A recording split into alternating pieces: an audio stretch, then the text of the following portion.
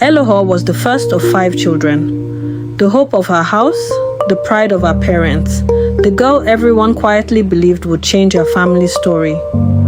When her admission to Unilag came, her mother cried, her father prayed, her siblings celebrated like it was Christmas. She packed her box with excitement buzzing under her skin, stepped into the bus and waved at the life she was leaving behind, a life she thought she was outgrowing.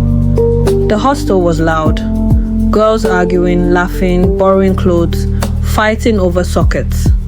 Out of everyone in the room, one person pulled her in immediately. Winifred. Tall, dark-skinned, curvy, loud in the best way. Fearless, funny, and full of movement. She had a way of making her room love her within 5 minutes. Within that first night, Elohor and Winifred became the kind of roommates that turned into sisters. Eating together, chasing mosquitoes together, complaining about laundry together. Unilag cracked something open in Elohor. The freedom tasted sweet. Late night shawarma. Walking out at any hour, nobody asking where she was going. She felt herself changing. Growing wings softly. Learning independence in small doses. Laughing more. Living more. Winifred became a compass. They walked to class together. Shared assignments. Shared gossip. Shared clothes. At night, they talked about everything. Dreams, fears, boys, bodies, future husbands, the madness of living in Lagos. Winifred was a balance. Where Elohor was soft, Winifred was sharp. Where Elohor was quiet, Winifred was flame. Their friendship bloomed like a lifeline. One Friday night, Winifred dragged her to a party, music shaking the air, lights moving like they had somewhere to be. Crowds dancing without thinking. Elohor felt alive, dancing, laughing, shouting lyrics she barely knew. And then she saw him. Collins, tall, handsome, well-dressed, the kind of man who walked into her room like he had paid for the building.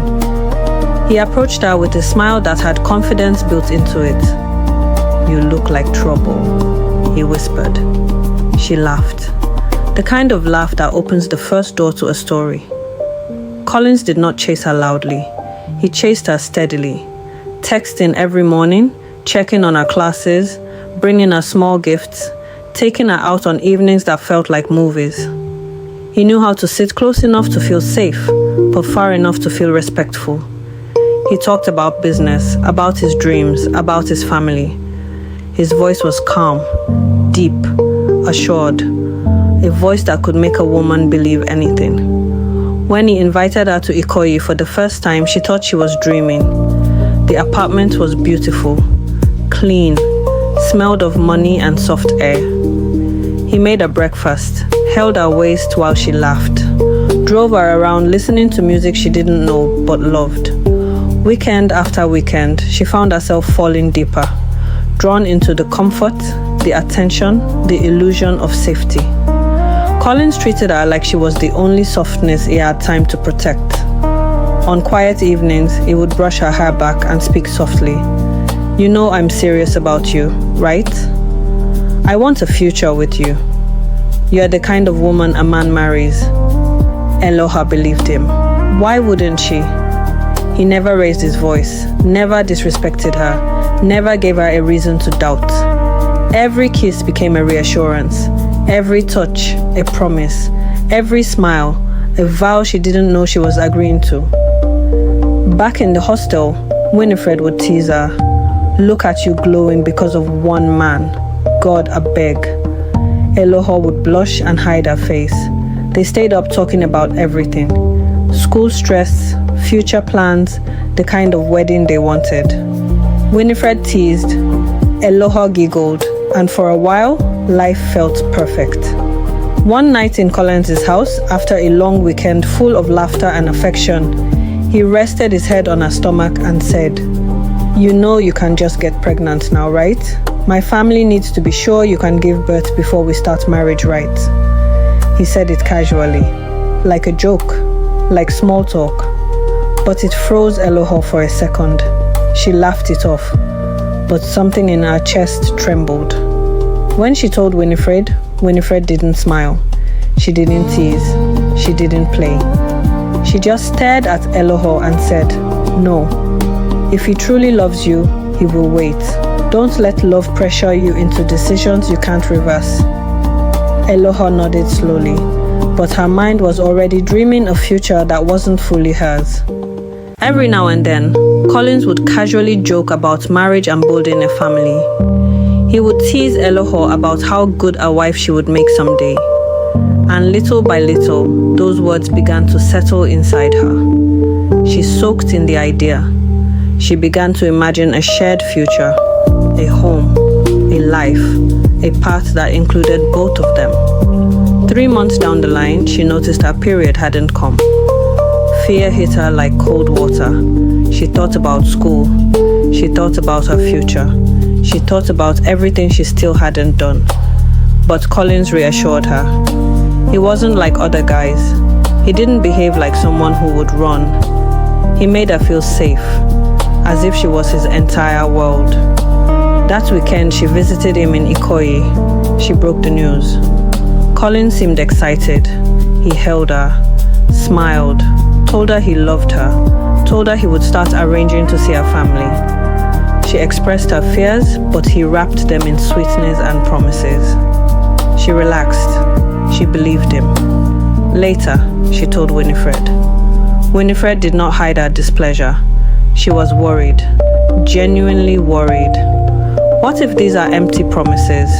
Has he talked about taking you to his parents, meeting yours properly? Elohor laughed it off.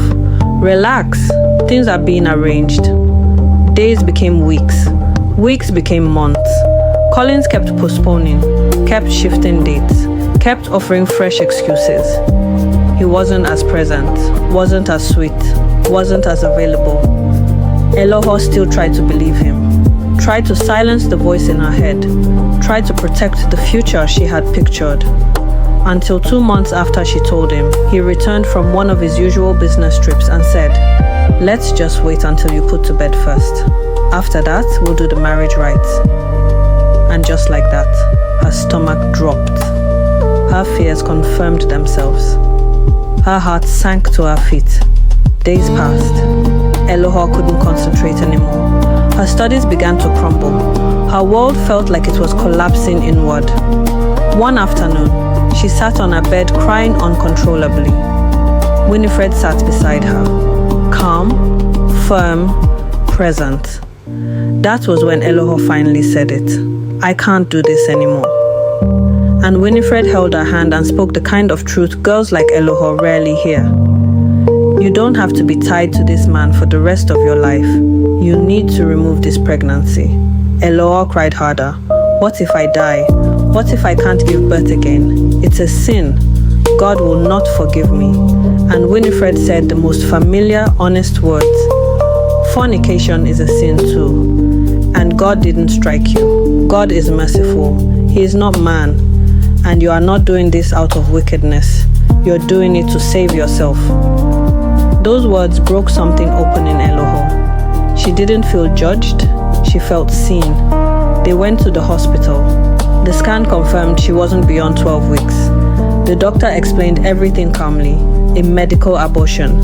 99% safe at this stage. A straightforward procedure. No judgment. No shame. Just facts. Elohor nodded slowly, because the truth was, she wasn't ready for motherhood. She wasn't ready for a marriage built on fear. She wasn't ready to sacrifice her life for a man who didn't see her worth. The pills were administered.